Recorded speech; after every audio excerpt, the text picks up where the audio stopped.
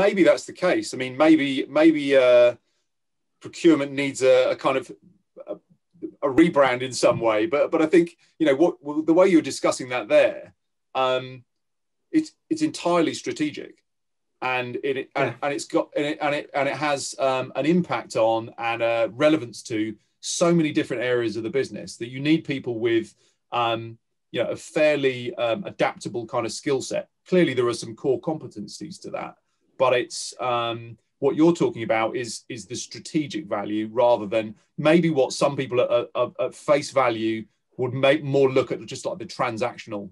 Well, it's a super question. I mean, I'm very fortunate in Kantar because undoubtedly Bain Capital, the guys that own our business, absolutely understand the relationship between a well managed procurement function and its ability to drive value. But I think you touch on a delicate point. I suppose it's one that we should confront early on.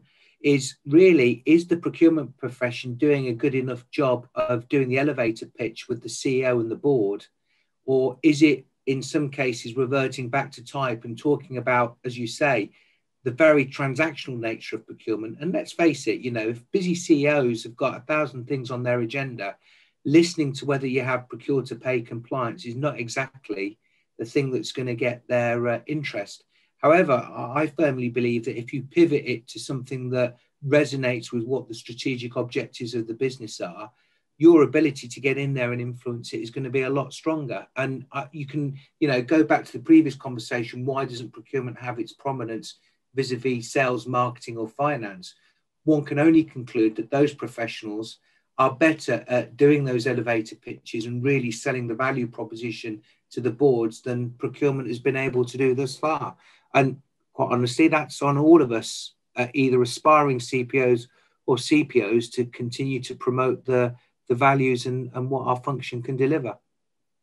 Yeah, I mean, especially when you look at it as, you get more and more digital transformation. So more and more of the stuff that should be automated can be automated. Yeah. And that elevates, to a certain extent, technology can enable that elevation from a transactional approach to a strategic approach. Because when you look at it, systems that are capturing these processes and capturing this data, procurement then own that data.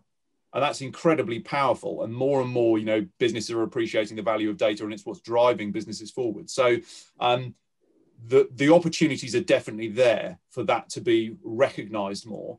And when you're armed with that data, I was thinking about this when I was looking at one of your articles on the strategic role of the chief procurement officer. Yeah.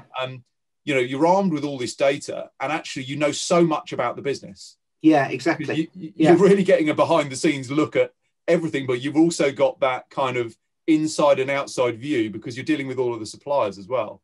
Yeah, I mean, I mean, you can tell by my grey hair, I've seen a few decades now of procurement stuff, and I've come from a world where, I'm not embarrassed to say that you had to book out time on a computer in the office, to a time where the ubiquity of accessing computer power is unbelievable. I think what's also happened is that the tools and the data that CPOs have now to tell a story about their procurement function and what it's doing is so powerful. I mean, just to give you one example, as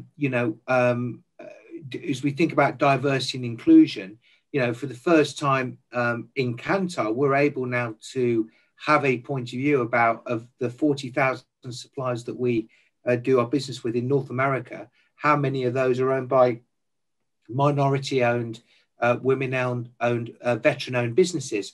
Incredibly topical issue, right? Well, for the first time, we can now tell, and by the way, it's a very small percentage, so we've got a lot of work to do there. But that for me is the kind of pivot that procurement supply chain functions should be making with the data that they have in hand, because now you've got a conversation with the CEO that says, as you think about driving diversity and inclusion, it's just not about what you're doing with your workforce, but it's also what you're doing in your supply chain. Suddenly you're bringing something more to the CEO as he begins to start, sorry, I beg your pardon, as they begin to start thinking about how they're going to wrestle with those topics.